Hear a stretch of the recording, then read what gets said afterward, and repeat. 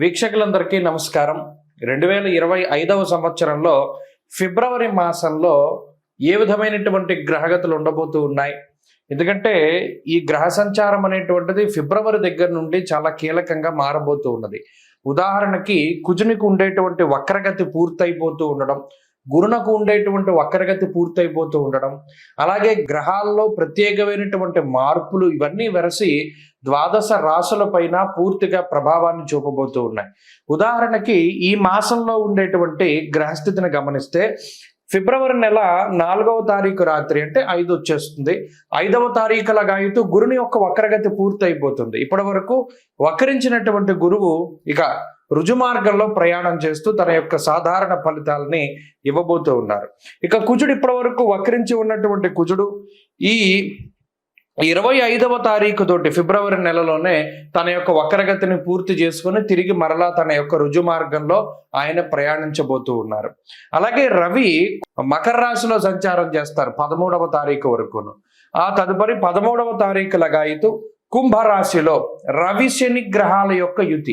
ఇది కూడా చాలా ఇంపార్టెంట్. అంటే జ్యోతిష పరిభాషలో గురుశనుల యొక్క యుతి, శనికుజుల యొక్క సమసప్తక స్థితి, రవిశనుల సమసప్తక స్థితి, రవిశనుల యొక్క యుతి. ఎందుకంటే ఆ గ్రహం అస్తంగత్వం అయ్యేటువంటి విధానం ఇవంతా కూడా ఈ కొంత ప్రభావాన్ని చూపెడుతూ ఉంటుంది. ఇప్పటి వరకు రవిశనులు కలిసింది సంవత్సర కాలం తర్వాత మరలా ఇప్పుడే రవిశనులు కలిసి ప్రయాణం చేయబోతూ ఉన్నారు. కాబట్టి శుక్రుడు రాహువు కలిసి మీనరాశి యందు ఉండబోతూ ఉన్నారు. ఇలా ఉన్నప్పుడు ఈ ఫిబ్రవరి మాసంలో ద్వాదశ రాశులకు ఏ విధమైన ఫలితాలు కలగబోతాయో మనం తెలుసుకుందాం. ముఖ్యంగా ఈ మాసం అంతా కూడా దేని మీద ఆధారపడింది అంటే గురుడిచ్చేటువంటి ఫలితాల మీదే ఆధారపడి ఉంటుంది. తప్పితే రవిశనుల యొక్క యుతి జరిగినప్పుడు అనగా 13వ తారీఖు దాటిన తర్వాత కూడా ఎక్కువ విషయాలు ప్రభావితం అవుతూ ఉంటాయి. కాబట్టి ఈ విషయాలను నిశ్చితంగా పరిశీలన చేద్దాం. అందులో భాగంగా ద్వాదశ రాశుల యొక్క ఫలితాలని మనం చూద్దాం. మకర రాశి వారికి ఫిబ్రవరి మాసంలో ఏ విధమైన ఫలితాలు వస్తున్నాయో చూసుకుంటే ప్రధానమైనటువంటి బలాలు మళ్ళా మీ సామ్రాజ్యం మీకు వచ్చేటువంటి రోజులు, మరలా మీ బలం పెరిగేటువంటి రోజులు, మరలా మీరు చక్రవర్తులు అయ్యేటువంటి రోజులు. ఏంటండి ఇంత హైప్ ఇస్తున్నారు అంటే నిజానికి షష్టకుజుడు పంచమ గురుడు అసలు ఈ 2 గ్రహాలు చాలు. ఎందుకంటే గురువు పంచమ స్థాన స్థితిలో ఉన్నప్పుడు వక్రించి చాలా ఇబ్బందికరమైనటువంటి ఫలితాలు జూలై నుండి వచ్చాయి. తర్వాత కుజుడు స్తంభించడం వల్ల కూడా వ్యతిరేక ఫలితాలు వచ్చాయి. ఇప్పుడు ఆ 2 గ్రహాలు మరలా తిరిగి పూర్తిగా మీకు అనుకూలించేటువంటి స్థానాల్లోకి వెళ్ళిపోయినప్పుడు వెనక్కి తిరిగి చూసుకొని అవసరంలా. గురుడు కుజుడు 2 గ్రహాలు చాలు. ఇక మిగతా గ్రహాలను కనుక చూసుకుంటే బుధుడు కూడా అనుకూలంగా ఉన్నారు. అంటే ఇక్కడే మీకు 60% శుభ ఫలితాలు కనబడుతూ ఉన్నాయి. కాబట్టి మకర రాశి వారికి ఈ ఫిబ్రవరి అంతా కూడా చాలా యోగ్యమైనటువంటి మాసంగా చెప్పవచ్చును. పూర్తి ఆధిపత్యాన్ని కలిగి ఉంటారు. గత 2-3 నెలలుగా ఏదైనా ఆరోగ్యం ఇబ్బంది పెట్టినా, వైవాహిక జీవితం ఇబ్బంది పెట్టినా, కుటుంబ జీవితం ఇబ్బంది పెట్టినా, స్నేహితులు ఇబ్బంది పెట్టినా, శత్రువులు ఇబ్బంది పెట్టినా, పై అధికారులు, తోటి ఉద్యోగస్తులు, తోబుట్టువులు ఎవ్వరు మిమ్మల్ని ఇబ్బంది పెట్టినా, కష్టపెట్టినా, బాధ పెట్టినా తిరిగి మళ్ళా వాళ్లే మీ యొక్క మంచితనాన్నో, మీ యొక్క క్రమశిక్షణనో, మీ గొప్పతనాన్నో, మీ స్కిల్నో, మీ టాలెంట్నో ఏదో ఒకటి మీలో ఉన్న దాన్ని గుర్తించి తిరిగి మరలా వారు మీ దగ్గరికి చేరడం, నచ్చినటువంటి వ్యక్తులతోటి సంభాషించడం, నచ్చిన వ్యక్తుల్ని వివాహం చేసుకోవడం, వివాహాది శుభ కార్యక్రమాలు జరగడం, తీర్థయాత్రలు, బంధుమిత్రులతోటి కాలక్షేపం చేస్తూ ఉండడం, అలాగే ప్రత్యేకించి ఆర్థిక పరమైనటువంటి ఇబ్బందులు ఏవైతే నమ్మి మోసపోయినటువంటి సందర్భాలు ఉన్నాయో, పలానా వాళ్ళకి డబ్బు ఇచ్చాం ఇంకా రావట్లా, పలానా వాళ్ళకి ల్యాండ్ అమ్మాం ఆ ల్యాండ్ డిస్ప్యూట్లో ఉన్నది, లేదా ఇల్లు అమ్మాలి అమ్ముడవట్లా, ఇంట్లోకి ఎవరు అద్దెకి రావట్లా, లేదా మనం ఏదైనా కొనాలి కుదరట్లా, మన ఆభరణాలు తాకట్లో ఉన్నాయి విడిపించుకోవాలి కుదరట్లా, ఇలా ఏదైతే మీరు అనుకుంటారో ఇవన్నీ కూడా ఆయా డిస్ప్యూట్స్ నుండి బయటపడుతూ ఉంటాయి. అలాగే ఇల్లు కొనుక్కోవాలి, ఇల్లు కట్టుకోవాలి, వాహనం కొనుక్కోవాలి, ఇలాంటివి ఏవైతే కోరికలు ఉంటాయో వాటిని సాకారం చేసుకునేటువంటి రోజులు ఈ ఫిబ్రవరి నెలలో ఉండేటువంటి రోజులు. చాలా ఆనందదాయకమైనటువంటి సమయం ఉంటుంది. వృత్తి ఉద్యోగాల్లో ఎదుగుదల ఉంటుంది, ఆర్థికపరమైనటువంటి స్వేచ్ఛ ఉంటుంది, అలాగే కుటుంబపరమైనటువంటి ఆరోగ్యం ఉంటుంది, మానసికంగా, శారీరకంగా, ఆర్థికంగా మూడిట్లోనూ కూడా ఎదుగుదల కనిపించేటువంటి మాసం ఈ మాసం. ఎందుకంటే అటు జన్మరవి దోషం ఉన్నది, అంటే శారీరక శ్రమ ఉంటుంది, కొన్ని నీలాపనంతలు ఉంటూనే ఉంటాయి. కొంత శత్రుబాధ ఉన్నప్పుడు గతంలో మీకు సపోర్ట్ చేసేటువంటి వాళ్ళు ఉండరు, ఇప్పుడు మీకు సపోర్ట్ దొరుకుతుంది, మీకు సహాయం దొరుకుతుంది. ఒంటరిని నేను అని భావన పోతుంది. నాకు వీళ్ళున్నారు, నా వెనకాల వీళ్ళున్నారు అనేటువంటి ఒక మానసిక స్థితి మీకు లభిస్తుంది. మానసిక సంఘర్షణలు పోతాయి. ఎంతసేపు మీలో మీరు మాట్లాడుకుంటూ బాడీ ఇక్కడే ఉంటుంది, ఆలోచనలు ఎక్కడోనే ఉంటాయి.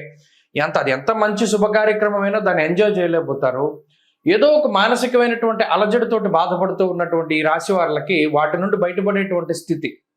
ఇలా ఒకటి కాదు, రెండు కాదు, గత 4 నెలలుగా ఎన్ని విధాలుగా మీరు ఇబ్బందులు పడుతూ ఉన్నారో, అది ఆర్థికంగా అయినా, ఆరోగ్యపరంగా అయినా, శారీరకంగా అయినా, లేదు మీకు సంబంధం లేని విషయాలైనా, అవి ఏవైనా సరే మరలా మీరు చక్కగా పుంజుకొని రెట్టింపు, అదేదో సామెత చెప్పినట్టు సముద్రం 2 అడుగులు వెనక్కేస్తే మన 10 అడుగులు ముందుకు వస్తుందంటారే, ఆ మాదిరిగా ఈ 2-3 నెలల్లో మీరు వెనక్కి తగ్గచ్చుగాక, కానీ ఈసారి మీరు ముందుకు వచ్చేటువంటి స్థితి గతం కన్నా ఎక్కువగా ఉంటుంది. కాబట్టి ఇది చాలా బలమైనటువంటి మార్పు. ఫిబ్రవరి నెల అనేటువంటిది మీకు చాలా గొప్పగా ఉపయోగపడుతుంది. అది విద్యార్థులకైనా, చిన్నపిల్లలకైనా, లేదు పెద్దవారికైనా, ఆడవారికైనా, ఎవరికైనా సరే ఇందులో చాలా అత్యద్భుతంగా ఉండబోతూ ఉన్నది. కాబట్టి ఈ మాసంలో శని త్రయోదశులు వదిలిపెట్టకుండా, మాస శివరాత్రి వదిలిపెట్టకుండా, కాలాష్టమి వదిలిపెట్టకుండా, ఆరుద్ర కృత్తిక నక్షత్రాలు వదిలిపెట్టకుండా ఈ చెప్పినటువంటి రోజుల్లో ఈశ్వరారాధన ఎక్కువగా చేయండి. ప్రతిరోజు ఉమామహేశ్వర స్తోత్రాన్ని పారాయణ చేయండి. మంచి శుభ ఫలితాలు మీకు కలుగుతాయి. కుంభమేళ 2025 సంవత్సరంలో మొదటి నెలలో వస్తూ ఉన్నటువంటి అతి పెద్ద హిందూ పండగగా మనం దీన్ని చెప్పుకోవచ్చును. కానీ చాలామంది మనలో, అంటే కుంభమేళ అనగానే మనకి నాగసాధువులు కనపడతారు, అలాగే ప్రయాగ్రాజ్లో జరుగుతూ ఉన్నది, భారీ సెట్టింగులు కనపడుతూ ఉన్నాయి. నిజానికి కొన్ని కోట్ల మంది, 40 కోట్ల మందికి పైగా ఈ కుంభమేళాలో పాల్గొంటారు అని చెప్పి అధికారికంగా వినిపిస్తూ ఉన్నటువంటి మాటలు. అయితే ఇంత పెద్ద ఉత్సవానికి చాలామందికి రీజన్ తెలియదు. అంటే చాలామంది మనలో కుంభమేళానికి వెళ్తున్నాం, మేము స్నానం చేద్దాం అనుకుంటున్నాము, ప్రయాగలో స్నానం చేస్తాము, దాని తర్వాత గయ వెళ్తాము, దాని తర్వాత కాశీ వెళ్తాము, ఇవన్నీ చెప్తారు. నిజానికి అసలు మనం చేస్తూ ఉన్నటువంటి దానికి పారమార్థికం ఏమిటి, అంటే కుంభమేళ అంటే ఏమిటి, మనం అక్కడికి ఎందుకు వెళ్ళాలి, దానిలో ఎందుకు స్నానం చేయాలి. ముఖ్యంగా పేరు చూస్తే కుంభమేళ, ఇది హిందూ పదం. కుంభ అంటే మనం రాసుల్లో కూడా కుంభరాశి మనకి కనబడుతూ ఉంటుంది. ఒక పురుషుడు ఒక కుండని పట్టుకుని నుంచుని ఉంటాడు, అది కుంభరాశిగా ప్రతీతి.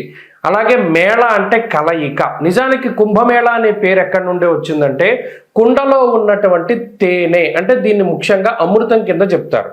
దేవతలు, రాక్షసులు 12 సంవత్సరాల పాటు మందర పర్వతాన్ని ఆధారంగా చేసుకుని పరమేశ్వరుడైనటువంటి మహానుభావుడు శ్రీ మహావిష్ణువు ఆయన కూర్మావతారంలో కింద పర్వతం కింద ఉండగా వీళ్ళు కవ్వం కింద చేసుకుని ఈ దేవతలు, రాక్షసులందరూ కూడా అమృతం కోసం ఈ పర్వతాన్ని జిలుకుతారు. అదంతా కూడా మనకి తెలిసినటువంటి విషయమే. అయితే ఇలా 12 సంవత్సరాలు ఈ పర్వతాన్ని, అంటే ఆ క్షీరసాగరాన్ని మధించిన తర్వాత 12 సంవత్సరాల తర్వాత మనకి అమృతం వస్తుంది. ఈ వచ్చినటువంటి అమృతాన్ని ఎవరు తీసుకోవాలి అనేటువంటి ఈ తోపులాట్లో ఆ కుండలో ఉన్నటువంటి ఆ అమృతము 4 చినుకులు, అంటే చిన్న చిన్నవి 4 ప్రాంతాల్లో పడతాయి భారతదేశంలో. ఆ 4 ప్రాంతాలే ప్రయాగ్రాజ్, ఉజ్జయిని, అలాగే నాసిక్లో ఉన్నటువంటి త్రయంబకేశ్వర్, ఇక 4వది హరిద్వార్. మీరు ఎప్పుడైనా చూడండి కుంభమేళాలు జరిగినప్పుడు ఈ 4 ప్రాంతాల్లోనే జరుగుతాయి. దానికి కారణం ఇది. ఆ అమృతం, ఆ కుండ ఏదైతే మహానుభావుడైనటువంటి శ్రీ మహావిష్ణు స్వరూపంలో ఆయన ధన్వంతరి తీసుకొచ్చినటువంటి అమృత కలశం ఉన్నదో దానిలో నుంచి 4 బిందువులు పడ్డాయి భారతదేశంలో ఈ 4 ప్రాంతాల్లో. అందుకనే ఈ 4 ప్రాంతాల్లోనూ కుంభమేళ అనేటువంటిది నిర్వహిస్తారు. ఫస్ట్ ఆఫ్ ఆల్ ఈ పాయింట్ మనం గుర్తుపెట్టుకోవాలి. ఇక రెండవది, ఎప్పుడెప్పుడు జరుగుతాయండి కుంభమేళ అంటే, ప్రతి కుంభమేళ అంటే ఇందులో మనం ఒకటి గుర్తుపెట్టుకోవాలి, 12 సంవత్సరాలకి ఒకసారి కుంభమేళ జరుగుతుంది. అయితే ఇది ఎలా జరుగుతుంది, కాల నిర్ణయం 12 సంవత్సరాలు. ఇప్పుడు మనం గురుని బట్టే మనం పుష్కరాలు వస్తూ ఉన్నాయి.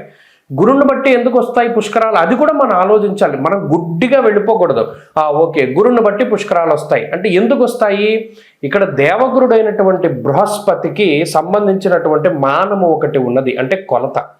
బారుహస్పత్య మానము అన్నాం. ఇప్పుడు మనం ఉన్నాము చాంద్రమానాన్ని అనుసరిస్తాం, సౌరమానం ఒకటి ఉంటుంది, బారుహస్పత్యమానం ఒకటి ఉంటుంది. ఇలా కాలానికి ఉండేటువంటి కొలమానాలు ఒక్కొక్క గ్రహాన్ని ఆధారంగా చేసుకుని ఒక్కొక్కటి ఉంటూ ఉంటాయి. ఇప్పుడు ఉత్తరాదిలో ఉండేటువంటి కొలమానం అంతా బారుహస్పత్యమానము, సౌరమానము అంటారు. ఈ సౌరమానం, బారుహస్పత్యమానాల ఆధారంగా సూర్యుడు, గురుడికి సంబంధించినటువంటి గ్రహ గమనాలను బట్టే ఈ కుంభమేళా వస్తూ ఉంటుంది. ఈ రవిగురుల యొక్క మార్పులు, ముఖ్యంగా రవిగురులు ఇద్దరూ కలిసి వృశ్చిక రాశిలో ఉన్నప్పుడు ఉజ్జయినిలో ఈ కుంభమేళా నిర్వహిస్తారు. అలా కాక రవి మకర రాశిలో సంచరిస్తూ గురుడు వృషభ రాశిలో సంచారం చేసినప్పుడు ప్రయాగలో కుంభమేళా నిర్వహిస్తారు. అలాగే రవి మేషరాశి యందు, గురుడు కుంభరాశిలో ఉండగా హరిద్వార్లో కుంభమేళా నిర్వహిస్తారు. అలాగే రవి గురులు ఇద్దరూ కూడా సింహరాశిలో సంచారం చేస్తూ ఉన్నప్పుడు ఆ సమయంలో నాసిక్లో ఉన్నటువంటి త్రయంబకేశ్వర్లో మనకి కుంభమేళా నిర్వహిస్తారు. కాబట్టి ఎప్పుడు పడితే అప్పుడు రావు. ఇందులో 12 సంవత్సరాలకి ఒకసారి కుంభమేళా వస్తుంది. 12 కుంభమేళాలు పూర్తయితే దాన్ని ఒక మహాకుంభమేళా అన్నారు. అంటే ఈ లెక్కన మహాకుంభమేళా ఎప్పుడు వస్తుంది? 12లో 144 సంవత్సరాలకి ఒక్కసారి మాత్రమే మహాకుంభమేళా వస్తుంది. ఈ కుంభమేళా వచ్చింది అంటే ఈ 45 రోజుల పాటు సిద్ధులు, యోగులు, మునులు, ఋషులు, కంటికి కనబడనటువంటి శరీరాలతో తిరుగుతూ ఉండేటువంటి వారు, తేజస్వరూపులు, దేవతలు, యక్షులు, కిన్నెరలు, కింపురుషులు, గంధర్వులు ఎవరైతే ఉన్నారో వారందరూ కూడా ఈ కుంభమేళాలో స్నానం ఆచరిస్తారు.